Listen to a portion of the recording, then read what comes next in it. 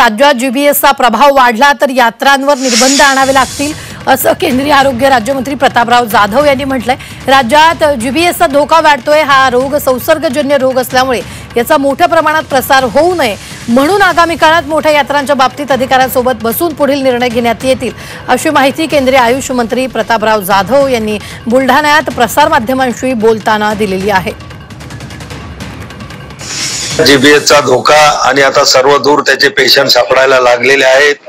आमचं केंद्रीय आरोग्य खातं जे आहे आदरणीय आमच्या नड्डाजी आमचे कॅबिनेट मंत्री जयप्रकाश नड्डाजींच्या मार्गदर्शनाखाली अतिशय तत्परतेने काम करत आहे। आम्ही पूर्ण क्षमतेने सज्ज आहोत। राज्याचं आरोग्य खातं सुद्धा याच्यावर मात करण्यासाठी पूर्ण व्यवस्था आम्ही त्या ठिकाणी केलेल्या आहेत आणि हा जर गर्दीमुळे किंवा संसर्गजन्य म्हणून जर हा रोग त्या ठिकाणी होत असेल तर निश्चितच या ठिकाणी संबंधित डॉक्टर असतील, अधिकारी लोक असतील यांच्यासोबत बैठक घेऊन त्याच्यावर योग्य तो निर्णय घेतला जाईल।